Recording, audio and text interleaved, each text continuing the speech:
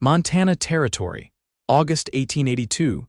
The first thing Abram saw was the torn hem of a white dress caught on a willow branch, fluttering like a flag beside the river. The second thing was her barefoot, muddy down to her knees, her veil soaked through and clinging to her shoulders, staring blankly across the water like she had forgotten how to move. He stepped down from his horse slow, boots crunching on the dry grass. "Miss," he called. "Are you hurt?" The woman, startled like she had just remembered she had a body, her eyes wide, blue and dazed, found him. I do not know." Isaiah's horse snorted behind him, restless. The sun was dipping low, throwing gold across the river. He took a step closer. "You are wearing a wedding dress." She looked down at herself like it was the first time she noticed. Her hands were scraped and one sleeve was torn near the shoulder. Her lips parted, but no words came. Isaiah crouched by the edge of the bank, voice softening. "Did someone leave you out here?" She blinked hard, then nodded once, sharp and quick. Her chin trembled, but she swallowed it down. "I was supposed to be married today. He and his brother took the dowry and left before the vows." Isaiah's chest tightened. "They left you here," she nodded again. He reached a hand across the space between them. "Come on, you do not need to stay out here alone." She hesitated, then placed her hand in his. Her skin was cold. He helped her down the slope, careful not to startle her. "What is your name?" he asked once they reached his horse. She stared at the saddle like it was a mountain. Florence Whitlow." He took off his coat and draped it over her shoulders.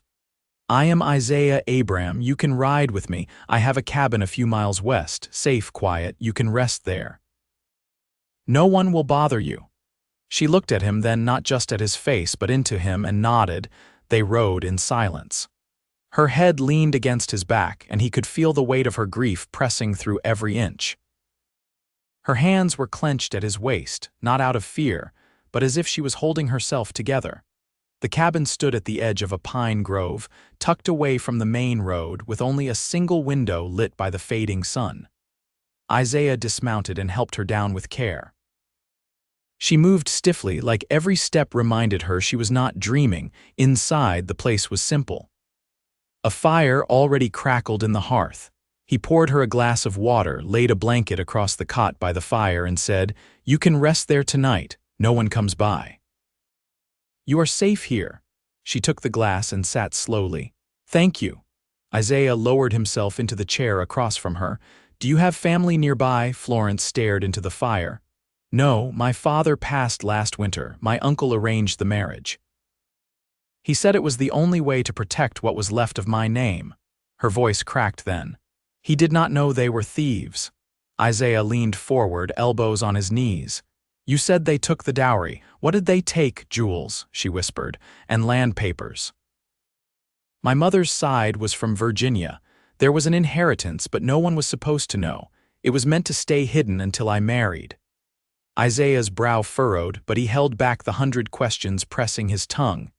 "You are not alone anymore," he said. Florence glanced up.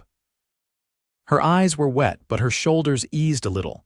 That night she slept by the fire, and Isaiah stayed awake in the chair just in case she woke scared. Around midnight she stirred. He looked over, found her sitting up, staring at the flames. "I thought I loved him," she said quietly. Isaiah stayed silent. "I thought he saw me," she added, softer now, "but he saw the money." Isaiah stood and crossed the room. "You are not the first woman to be lied to," he said, kneeling by the cot. "But that does not mean you were foolish. It means you trusted someone who did not deserve it." Her eyes met his. There was pain in them, but also something else, like she was trying to believe him. She whispered, "Why are you being kind to me?" Isaiah hesitated. "Because someone should have been, long before now." Florence stared at him a moment longer, then slowly laid back down. The next morning, Isaiah made biscuits and coffee. She ate quietly, but with more color in her cheeks. A little steadier. He saddled his horse after breakfast. "I am heading into town. You are welcome to stay here as long as you need." Florence looked up from the chair by the window. "I will come with you." Isaiah studied her. She was still pale, but something in her posture had changed. "You sure?" she nodded. "I need to find out if they are still there, if they tried to sell the papers." Isaiah gave a slow nod. We will keep it quiet. They rode into Whitehorn just past noon. The town was small, just a few dusty streets, a general store, saloon, and a telegraph office. Isaiah tied the horse behind the blacksmith shop.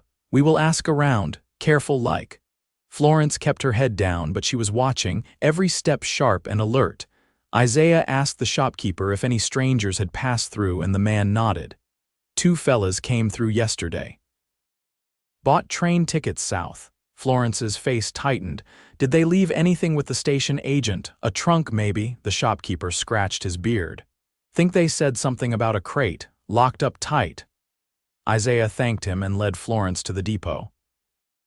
The agent confirmed it, a heavy crate under the name Barrett, bound for Colorado. They are trying to move the papers, Florence whispered. Isaiah turned to her. We can stop it.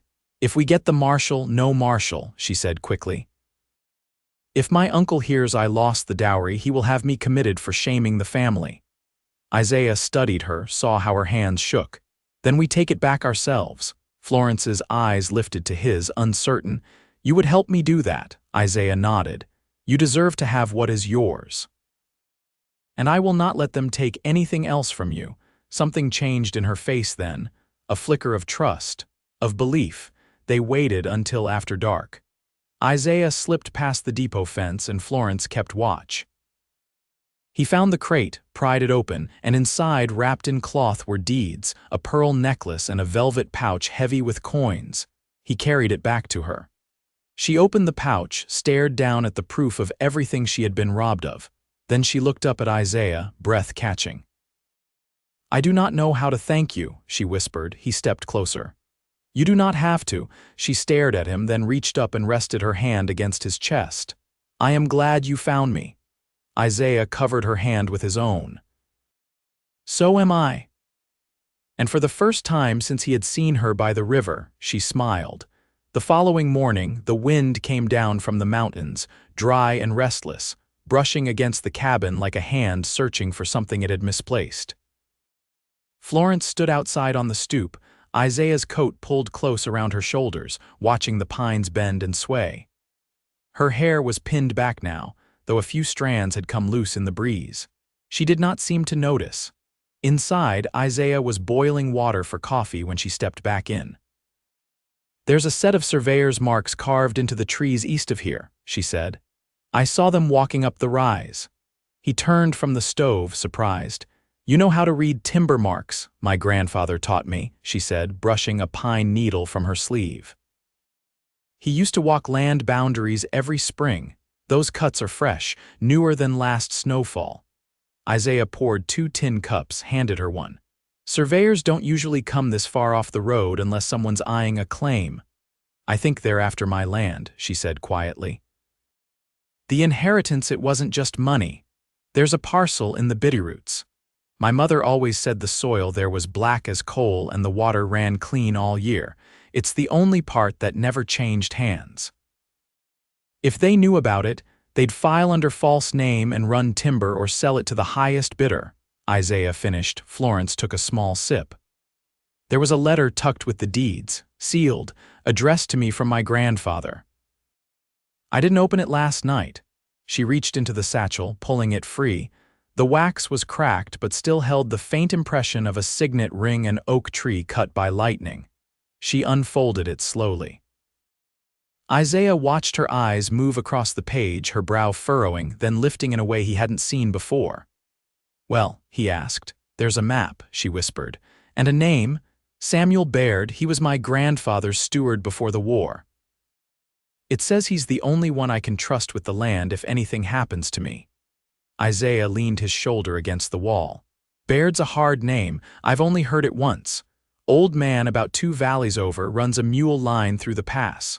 Florence looked up. Then I need to speak to him. That's 2 days' ride, maybe more, Isaiah said. There's no trail past the North Ridge, just game tracks and old mining cuts.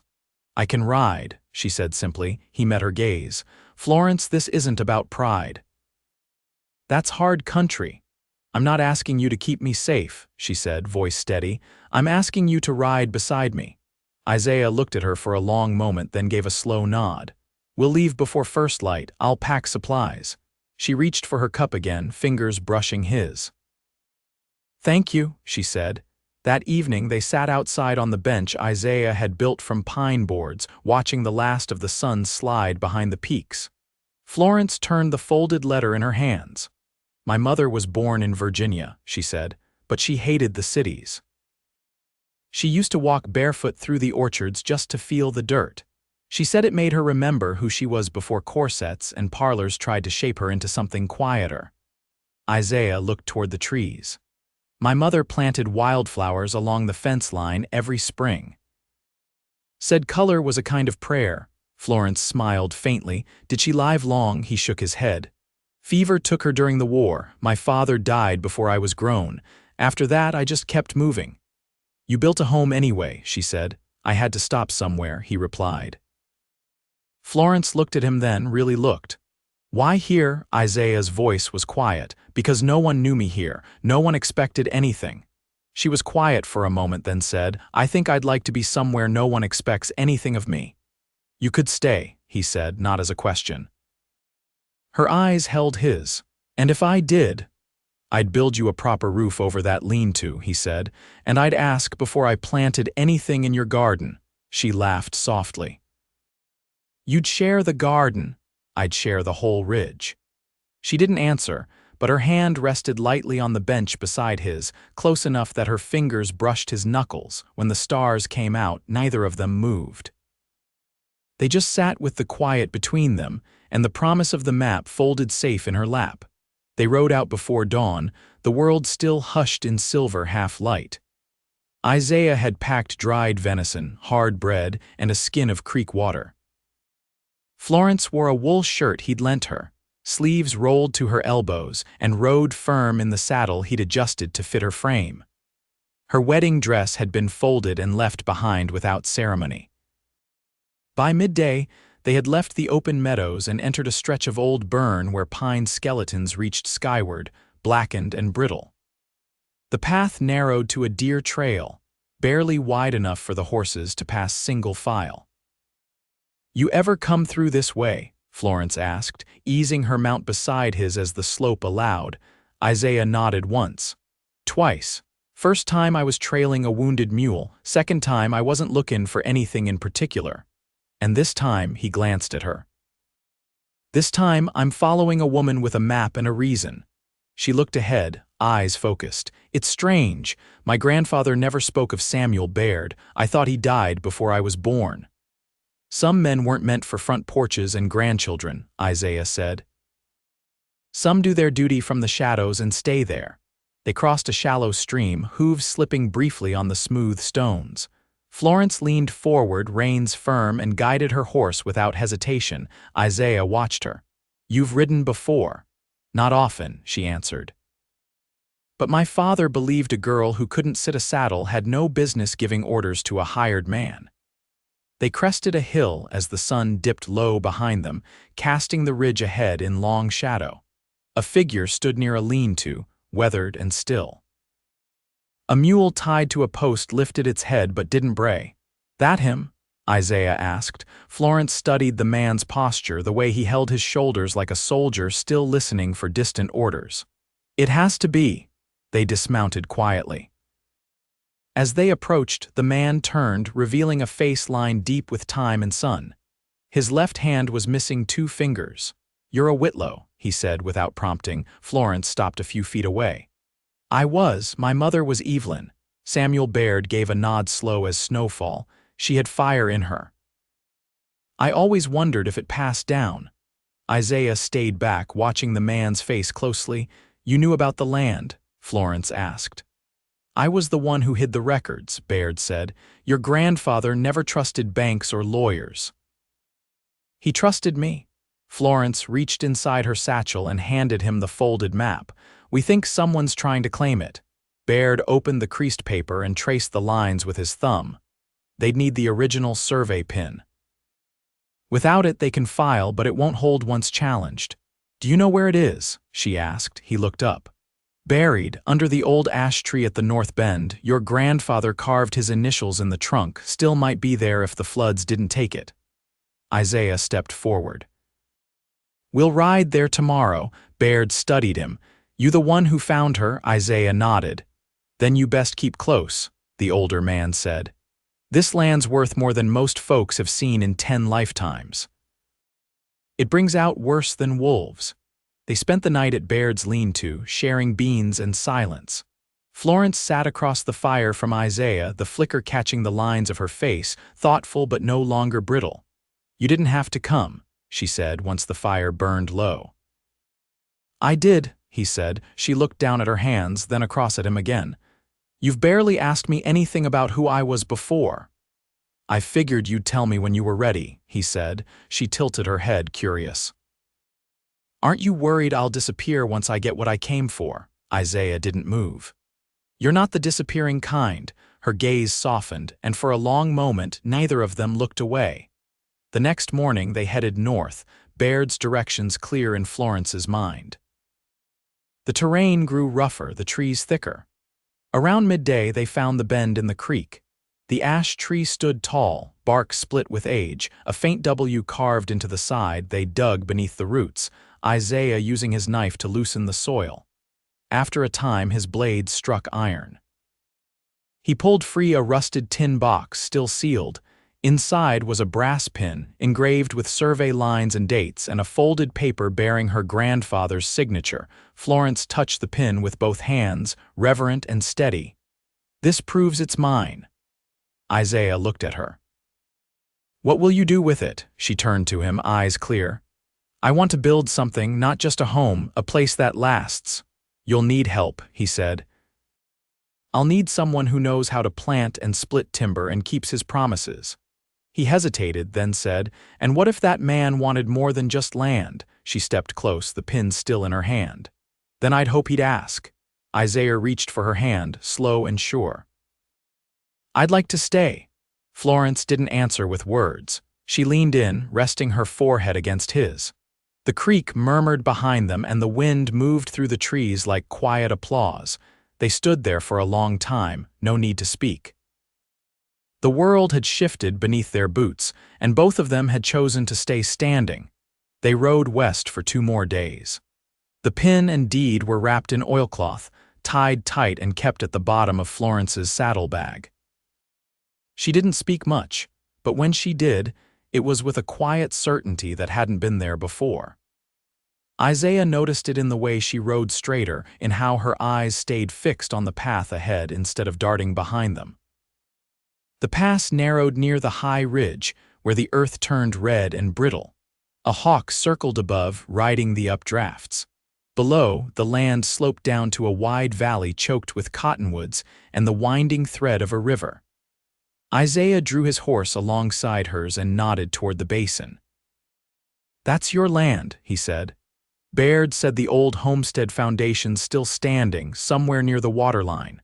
Florence shaded her eyes with her hand and studied the valley. "It's more than I imagined. You still want to settle it." "I want to live on it," she said, "not just claim it. I want to build something that stays put." They followed a game trail down into the valley, hooves muffled by dust and broken sage. By late afternoon, they reached the clearing. The remains of a stone chimney stood like a monument among the brush. A few foundation stones, sunk and tilted, marked where walls had once stood. Florence dismounted and stepped into the space where a house had once been. She knelt and ran her hand over the stones, her fingers still stained from the ride. "I think he built this with his own hands," she said. "I remember hearing stories how he'd carry rock from the riverbank one piece at a time." Isaiah rested his hand on the saddle horn. "If he did, he built it to last." "I want to rebuild it," she said. "Not the same, but close, with room for a garden and a porch. Somewhere we can sit and watch the seasons shift." Isaiah didn't speak, but he stepped down from his horse and walked with her, circling the site. He pointed to a rise behind the chimney. "There's enough level ground there for a root cellar. And if we dig a proper trench, you could run irrigation from the stream." Florence looked up at him. "Would you teach me?" "I'd rather do it beside you." That night they camped in the clearing. Isaiah dug out a fire pit and cooked beans with salt pork. Florence found a flat stone and set out a small portion of dried apples from her pack. When the stars blinked out above them, she leaned back against the saddle and turned toward him. "Did you ever think you'd settle somewhere permanent?" "I tried once," Isaiah said. "In Wyoming. Took a job as a field hand, shared a bunkhouse with 3 other men who never said more than 2 words a day. I lasted 6 weeks. What changed? They didn't ask me to stay, and I didn't feel like I belonged." Florence traced a line in the dirt beside her. "Would you feel that way here?" "I don't think I would," he said. The fire crackled low. Florence reached for his hand. "I want you here, Isaiah, not just for the work. I want your voice in the mornings and your boots at the door." He turned, not startled, just still. "You're sure?" "I knew it back at the river," she said. "I just wasn't ready to say it then." He took her hand fully, warm and firm. "Then I'll stay as long as you'll have me." In the morning, they started early. Isaiah cleared brush while Florence marked out the corners of the house with stakes and twine. She moved with purpose, sleeves rolled, hair braided tight against her neck. By midday, she was flushed with sun and effort, dirt streaking her arms, eyes shining. "You take to land better than most who were born to it," Isaiah said, wiping sweat from his brow. "I think it's because I've never had any of my own," she said.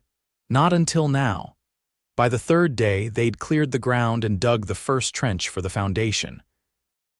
Isaiah cut timbers from the nearby stand of pine, while Florence stripped bark and sorted the wood by length. They worked without words most of the time, the rhythm of labor settling between them like a shared language. That evening, as the sun dipped behind the ridge, Isaiah brought out a small box wrapped in cloth. He handed it to her without ceremony. She opened it slowly. Inside lay a ring plain silver, shaped by hand. The band was slightly uneven, its surface burnished from wear. "It belonged to my mother," he said. "She wore it every day until the fever took her. I don't have much that's mine to give, but I figured if I was going to ask you to marry me, I'd want to do it with something real." Florence held the ring in her palm. "You don't need to ask," she said. "You've already given me everything I didn't know I needed." He stepped closer, took her hand, and slipped the ring onto her finger. It fit snug. "I'll build this house with you," Isaiah said, "and every spring after." Florence leaned in, her forehead resting against his. "Then let's begin tomorrow." They stood there as the shadows lengthened, not speaking, letting the quiet settle around them like a blessing. Behind them, the posts of their future home waited, and ahead, the land stretched wide and open, no longer a place to run from, but a place to belong.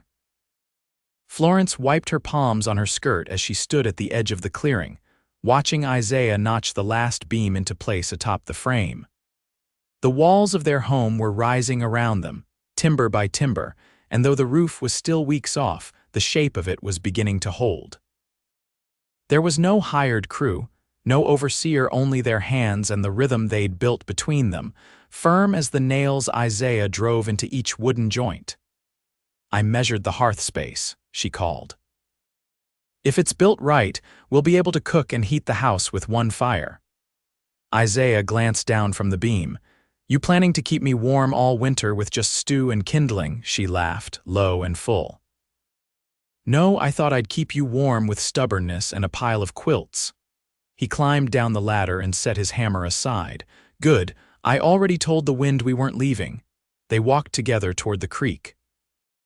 A flat stone shelf jutted out beneath a cottonwood, cool water lapping at its edge. Florence knelt and rinsed dust from her arms, the late spring sun warming her back. "I found something near the chimney base this morning," she said. "A pouch of seeds wrapped in oilcloth tucked under the stones. They must have belonged to my grandmother." Isaiah crouched beside her. "What kind?" "Corn, beans, squash, heirloom varieties." She looked up, eyes lit with quiet wonder. "They were packed like someone meant to come back for them. You think they'll still grow?" "I'll find out," she said. "I'm planting them either way. Feels like something sacred ought to go in the ground first." They wandered the length of the stream after supper, boots crunching on river gravel.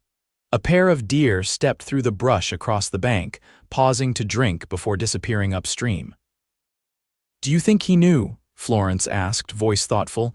Isaiah watched the last of the light catch in her hair. Your grandfather, she nodded, that I'd come back, that I'd end up here. Isaiah took her hand. I think he hoped. And I think you proved him right. The following weeks passed in the rhythm of work and weather. Florence built a fence around the garden plot, lining it with river stones. Isaiah felled pine from the western ridge, splitting boards for the floor. They slept in a canvas tent while the house grew, their boots stacked beside the flap each night, their shoulders brushing as they passed tools or shared bread cooled on a flat rock. The morning the roof was finished, rain came light and steady, soaking the earth and running in silver rivulets off the new shingles. They stood inside the doorway, listening to it drum against the wood, the scent of sawdust and damp pine thick in the air. Florence turned to him. We did it. Isaiah touched the beam above her head. You did more than I ever thought possible. She stepped close, resting her hand against his chest. Isaiah, yeah, I want to marry you before the first snow comes, right here. No preacher unless we can find one who'll ride out, but I don't need papers to know what this is. He didn't answer right away, just wrapped his arms around her and held her, the kind of hold that said yes without needing words. I'll carve the rings myself, he said against her hair. From the same pine we used for the rafters. Summer settled in slow, the heat coming in long days and warm breeze through the open windows. Florence planted the heirloom seeds, each one pressed into soil with care. Isaiah built a bench beneath the cottonwood and hung a lantern by the door. They caught rainwater in barrels and laid stones for a path between the house and the garden. Word spread, as it always does, and by midsummer, a traveling preacher arrived on his way to Fort Missoula. He agreed to marry them in the clearing, with the mountain wind as witness and the stream murmuring nearby. Florence wore a dress she'd sewn herself, made of cotton she'd dyed with onion skins and indigo. Isaiah wore his best shirt, tucked and pressed, the sleeves still rolled at the elbows. They stood hand in hand as the preacher spoke, their vows simple and spoken without falter. When it was done, Florence leaned in, her lips brushing Isaiah's cheek, then his mouth. You're my home, she said. I've never belonged anywhere like I belong with you, he answered. They shared bread and cider with the preacher before he rode out. That night they danced barefoot on the porch, her hand in his, the moon rising over the ridge. The house behind them stood solid, warm light spilling through the window, the garden planted, the land quiet and waiting. The seasons turned. Autumn brought gold to the cottonwoods, and the first frost kissed the squash leaves. Isaiah chopped wood while Florence canned tomatoes and dried apples. Snow came early that year, soft and steady, blanketing the fields and muffling every sound until the world felt wrapped in wool. Inside, the hearth crackled. Florence sat beside the fire, mending a pair of Isaiah's socks while he read aloud from one of the worn books she'd brought from the cabin outside Whitehorn. Their boots stood side by the door, and the scent of stew drifted from the pot. Outside, the world slept. Inside, two people who had been lost found not just shelter but a life. Years passed, but the house never sagged. The garden grew wild and full every spring. Isaiah carved her another ring the year their son was born, and Florence planted a second row of corn with the seeds saved from that first green summer. They never left. They never needed to. They had built something that held.